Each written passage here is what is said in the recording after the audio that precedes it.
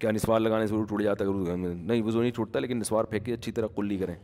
مسجد کی تعمیر میں صدقہ دے سکتے ہیں؟ دے سکتے ہیں. کیکڑا کی برآمد کو ناجائز کام ہے؟ جائز ہے، لیکن کیکڑا نہ کھائیں آپ، کیونکہ اختلافی مسئلہ، اس لیے کاروبار تو جائز ہے.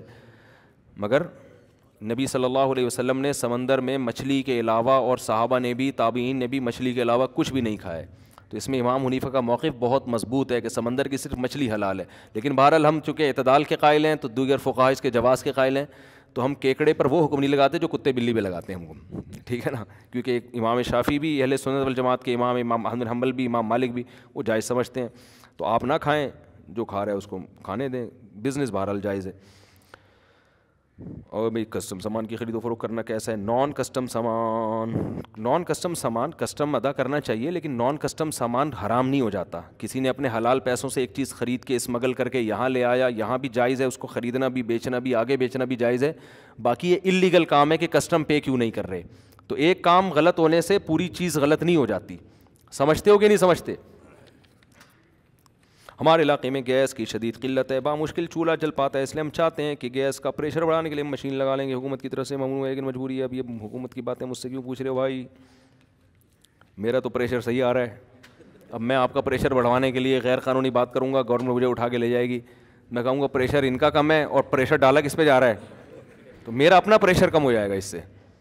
سمجھ رہے ہو نا؟ تو پہلے اپنے پریشر کی فکر کرے آدمی، پھر دوسروں پہ پریشر ڈالے.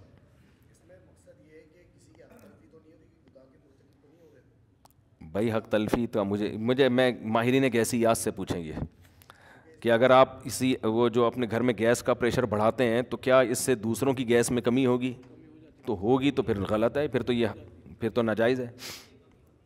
کمی ہوتی ہے تو ناجائز ہے نا. پھر میں اپنی فلانی سے محبت کرتا ہوں لیکن گھر والے راضی نہیں، کیونکہ میرے چچا نہیں کام نہیں کرتے، کہہ رہے ہیں بھائی سیٹنگ نہیں چل رہا، دوسری کی نہیں، میں کام کرتا ہوں. بھائی دیکھو، جب نہیں سمجھ رہے تو میں کیا کر سکتا ہوں یار. لڑکی کے ابا نہیں مان رہے، اصل مسئلہ یہ تو نہیں مان رہے، تو ہم دعا کر سکتے ہیں مان جائیں.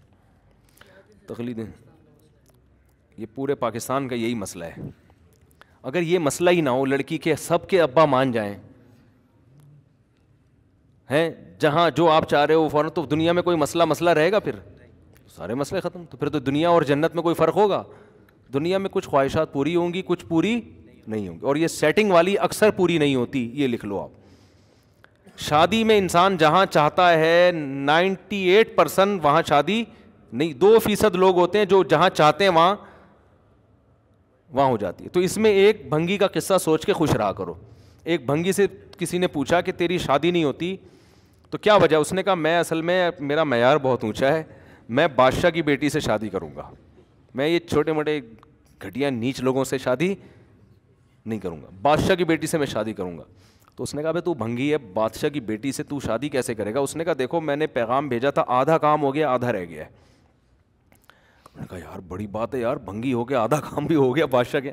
کہہ رہا کیا ہوتا؟ کہہ رہا ادھر سے ایجاب ہو گیا، ادھر سے قبول باقی ہے، خالی میری طرف سے ہاں ہو گئی ہے، آدھا کام ہو گیا نا، وہاں سے کیا باقی ہے؟ قبول 50% کام ہو گیا. تو اسی کو انجوائے کر رہے ہیں ہم. تو آپ اس طرح سے انجوائے کرو لائف کو. جب آپ کی کہیں سیٹنگ کامیاب نہیں ہو رہی تو آپ بولو بھائی آدھا کام تو پھر بھی 50% تو کر دیا نا ہم نے، چلو 50% نہیں ہو رہا تو اب کریں اور ٹرائی مارو.